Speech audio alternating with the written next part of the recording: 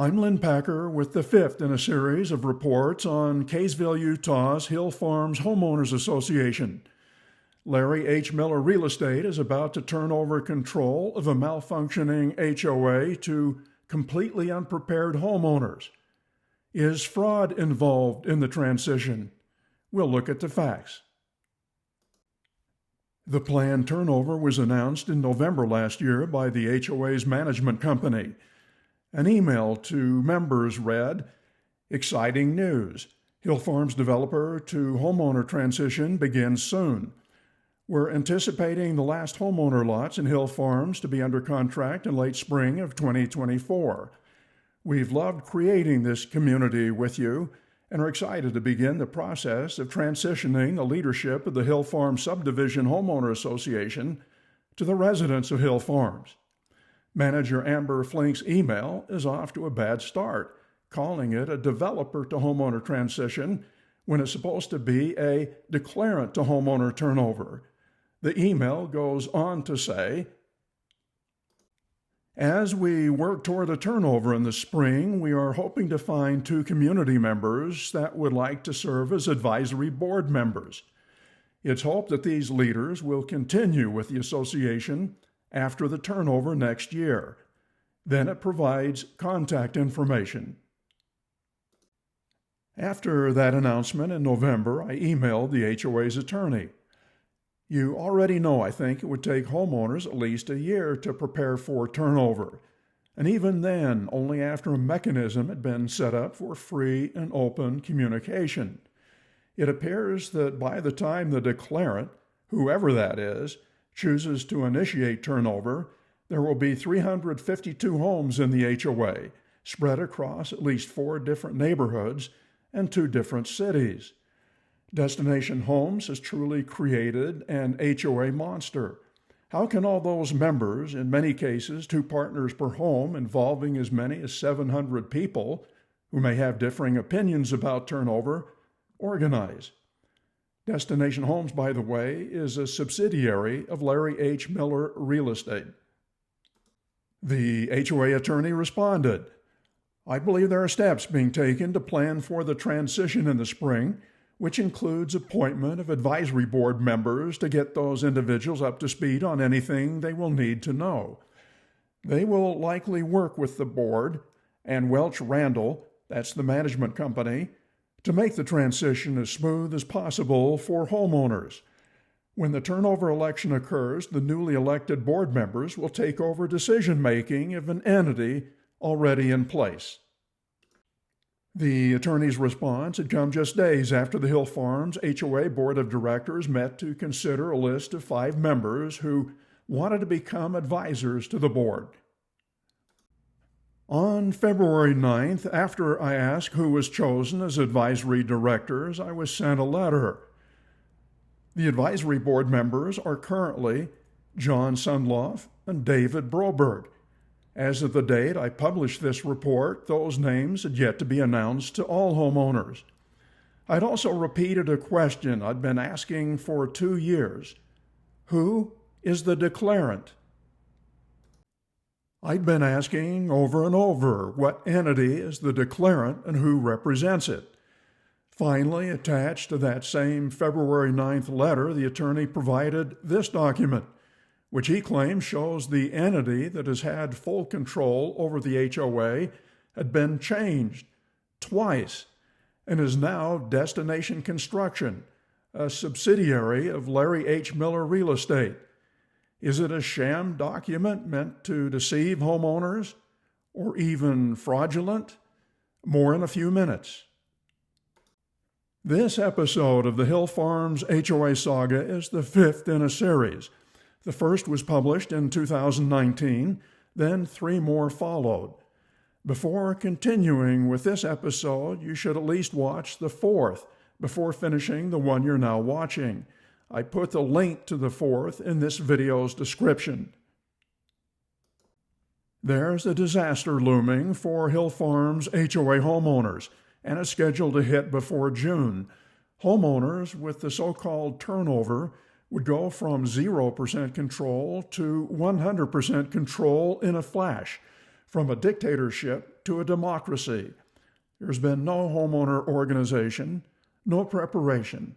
Members have not reviewed any developer deficiencies, such as poor construction and maintenance. Getting access to important records has been difficult, if not impossible. Larry H. Miller Real Estate, through its subsidiary, Destination Homes, has been running the HOA with an iron fist. While exercising dictatorial control, its management company has been ham-fisted, that is to say, inept, leaving the HOA in disarray. The HOA's attorney and management company have been representing only the interests of the declarant, developer, and builder in breach of their fiduciary duty to homeowners. Yes, it's the same Larry H. Miller Real Estate you've been reading about in the news that wants taxpayers to contribute $1 billion to its proposed downtown baseball stadium. The Hill Farms HOA debacle gives you a peek behind the Larry H. Miller curtain to see how things really work, and it's not pretty. Dumping a badly broken HOA to homeowners forces members to spend perhaps hundreds of thousands of dollars either forming a functional HOA, which is probably impossible, or dissolving the dysfunctional HOA, which would be extremely difficult, maybe nearly impossible. Because the HOA's declarant is all-powerful, it's now, before turnover, all the more important to know which entity is the declarant and who's acting on its behalf. I've been asking that question 3 years, but it's been much like the famous vaudeville routine, who's on first? Lou Costello could just as well have been asking Bud Abbott, who's the declarant? Third. That's what I want to find out. I want you to tell me the names of the fellas on the St. Louis team. I'm telling you, who's on first, what's on second, I don't know who's on third. Do you know the fellas' names? Yes. Well, then who's playing first? Yes. I mean the fellow's name on first base. Who? The fellow playing first base for St. Louis. Who? The guy on first base. Who is on first?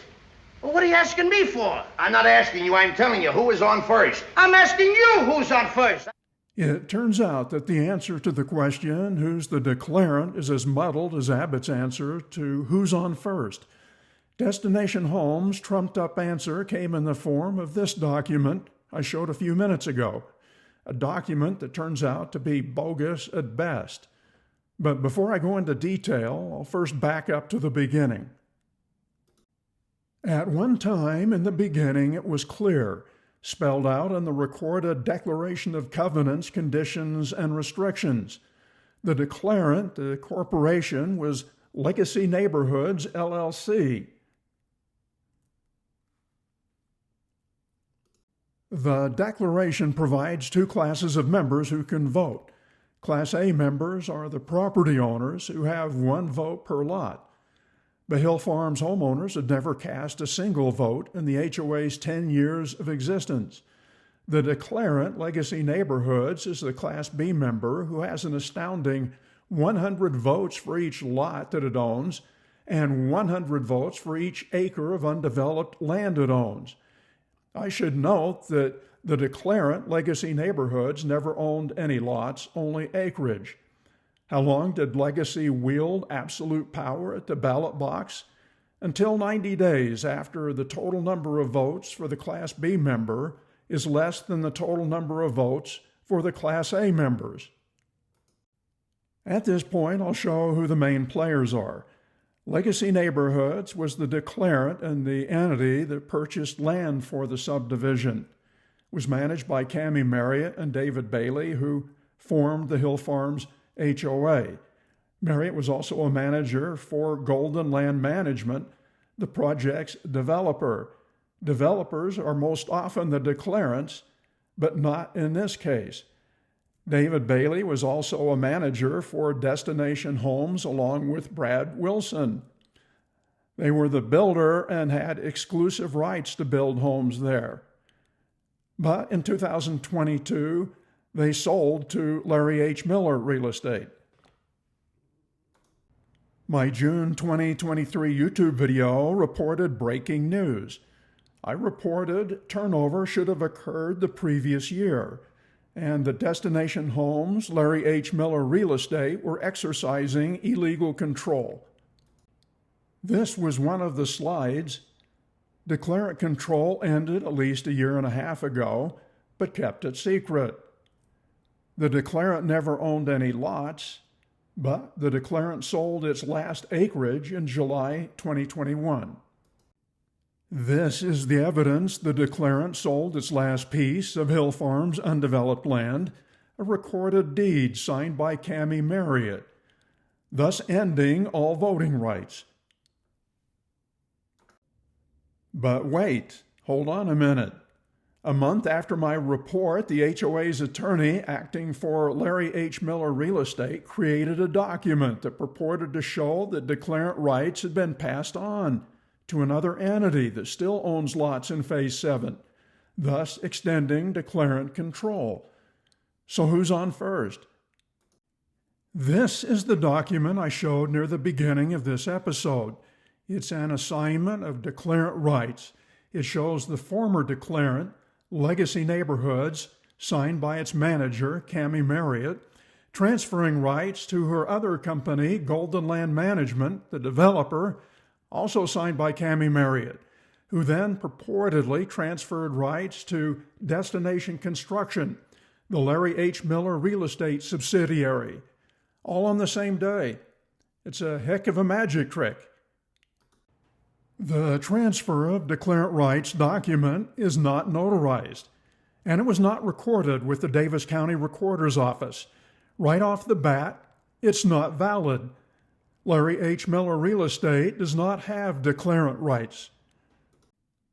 Apparently, Miller's attorneys did not read articles like this one in the National Law Review that explains how to identify declarants. The current identity of the declarant or declarants can almost always be determined because the law requires that transfers of declarant rights be evident on the public records. Transfers are not effective until the date that document is recorded or filed. It gets worse. The document itself is replete with falsehoods. I'll break it down, paragraph by paragraph. Paragraph B says, Legacy Neighborhoods was the original declarant for the subdivision and continued as declarant until about September 7, 2021, when the second declaration and notice of annexation of Phase 7 to the declaration of CC&Rs was recorded. It's true, Legacy Neighborhoods was the original declarant. Not true until about September 7th, 2021. Paragraph C says, at the time Phase 7 supplement was executed by Cammie Marriott, who was acting as manager for both Golden Land Management, Inc. and Legacy Neighborhoods, LLC. It's true, Marriott was a manager for both entities in September 2021. Not true. Just because Marriott was a manager for both does not mean Legacy Neighborhoods' declarant rights are also vested with Golden Land Management, merely because they share the same manager. Paragraph D says, it was Ms. Marriott's intention at that time that Golden Land Management, Inc. would become the new declarant through the Phase 7 supplemental, and she stated her intent in the Phase 7 supplement by listing Golden Land Management, Inc. as declarant. After the fact, purported intentions are not legally binding. What's more, after September 2021, subsequent recorded Hill Farms HOA documents continue to show Legacy Neighborhoods as the declarant. The next two paragraphs, E and F, show that. Paragraphs E and F refer to the 8th Declaration Amendment. E says, further, in 2022, the 8th Amendment to the Declaration of CC&Rs was recorded in Davis County, in which Randy Marriott, manager for both Legacy Neighborhoods and Golden Land Management, signed as declarant for both entities. True, Marriott was manager for both. False, he was not signing as a declarant. F says the purpose of this assignment is to memorialize past assignments already made as stated above and make a new assignment of declarant rights to Destination Construction, LLC. That's absolutely false. Larry H. Miller Real Estate must have hoped no one would read the 8th Declaration Amendment. That amendment shows legacy neighborhoods, not Golden Land Management as the declarant. It's at the beginning and end of the document. At the beginning it says, the document is executed by Legacy Neighborhoods, a Utah limited liability company, hereinafter declarant. At the end it says, Declarant Legacy Neighborhoods, LLC. It merely adds by Randy Marriott, manager for 2 companies. Nowhere does it say declarant rights were transferred to Destination Construction. I spoke with Cammie Marriott a month before she signed the assignment of declaration rights document. Her intent was crystal clear. She did not want to act for Declarant Legacy Neighborhoods when she was its co-manager. She left HOA matters to her co-manager, David Bailey. She absolutely did not want her Golden Land Management Development Company to take over and become the declarant. She told me that if she acted as the declarant's manager, she would have transferred control to Homeowners forthwith. She wanted nothing to do with controlling the HOA. Even if the document were valid, which it wasn't, when Destination Homes, aka Destination Construction, it's a DBA, bought Phase 7 lots from Golden Land Management, it would have only acquired 1 vote per lot like any other buyer. Destination Construction would have been easily outvoted by the homeowners' 300 plus votes. Shifting gears, the year before Larry H. Miller Real Estate bought Destination Homes and took over the Hill Farms project in Kaysville and Layton, it acquired the Kennecott-developed Daybreak Master Plan community in South Jordan. Destination Homes was one of 7 builders Kennecott selected for Daybreak. Kennecott-mandated house plans were designed by a Pennsylvania company. The concept called for colonial revival-style homes on tiny lots with setback or back-of-house garages accessed by alleys. Later, when Destination became the exclusive builder for Hill Farms, it used the same concept. Destination Homes also stuck many Daybreak rules in the Hill Farms CC&Rs. Destination Homes' previous owners, Brad Wilson and David Bailey, and current owners, Larry H. Miller Real Estate, are more than familiar with Daybreak's governing documents. Plus, Larry Miller's community engagement manager, Natalie Gordon, is the chairperson for the Hill Farms HOA and on the Daybreak Board of Directors. But there are startling differences between Daybreak's and Hill Farms' turnover plans. Destination Homes has kept full control for a decade through 7 phases under both owners until the end, which may come in a few weeks, with no homeowner involvement. Daybreak's plan calls for a gradual turnover with substantial homeowner participation. Daybreak's bylaws have an entire chapter on a gradual transition. Sunrise, by the way, was the name of the development before it was changed to Daybreak. It calls for a gradual shift in control from the founder to homeowners. Founder means the same thing as declarant. It starts off with a board of entire founder members. Then, after 25% of completion, an owner joins the board as a voting member. Halfway through, 2 owners. 90 days before termination, owners outnumber the founders. And finally, owners take over completely. But well before turnover, a transition committee is organized. While there is no Hill Farms Transition Committee, the Daybreak Transition Committee members, drawing from their experience, education, and training and governance, begin to perform the duties of the board, which are outlined in these bylaws, without the assistance of the founder member or the founder-member appointed directors. Thus, no declarant interference. In contrast, Destination's board calls all the shots, beginning to end. This next provision is perhaps why LHMRE Real Estate wants no Hill Farms Homeowner Transition Committee. Daybreak's committee conducts an evaluation of the physical portions of Daybreak and a recommendation of which areas are in need of service, repair, or replacement, an agreement as to which parties are responsible for rendering such service, repair, or replacement, and a timeline for completing such activities. The Hill Farms HOA board thwarts owner communication. It's never organized a single homeowner meeting in 10 years, despite the requirement in the governing documents. Plus, the developer-friendly Utah Code has no requirement that HOAs provide an avenue for member communication. Check out Virginia's HOA law. The Board of Directors shall establish a reasonable, effective, and free method for lot owners to communicate among themselves and with the Board of Directors regarding any matter concerning the association. Here are some items a Hill Farms Transition Committee should have discussed. Unresolved water runoff and grading issues, possible widespread home insulation building code violations, poor quality front yard landscaping done by Destination Homes.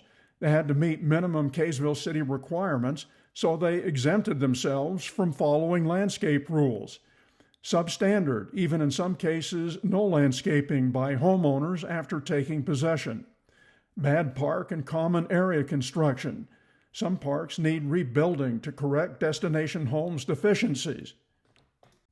Continuing, Destination Homes having kept monthly dues artificially low. What's the motive? What are the consequences? The Hill Farms HOA's insufficient reserve fund. The HOA's onerous reinvestment fee that put liens on all homeowner properties without input or agreement. The HOA likely and serious violation of federal and state tax law, never registered with the IRS, and does not file annually. Abandonment of adequate CC&R inspections and enforcement, which leads to the next slide.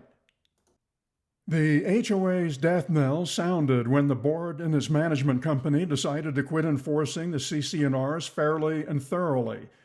As of February this year, the same violations I reported on last year persist. Here are some recent photos taken during a very brief walk around. Front yard landscaping, not done at all. Another example. Trailers in driveways, yet another, a boat, goals sprout like weeds, a sign, garbage cans, another trailer, another goal, there's probably dozens of them, a novel idea, why not build a basketball court in one of the parks? And more garbage cans, dozens of garbage can violations. I showed this steel post slat wood fence last year, a fence that violates the CC&Rs, yet was approved by a member of the HOA board, who now works for Larry H. Miller Real Estate. Besides not being a required design spelled out in the governing documents, it also conflicts with the Hill Farms guidebook, which says all front yard fencing should be consistent with the architectural style of the house. But here it is, 2024, still there, still not landscaped underneath, still weeds sprouting up. Memo to Larry H. Miller Real Estate. You kept on breaking the HOA while you had 100% control. You break it, you bought it.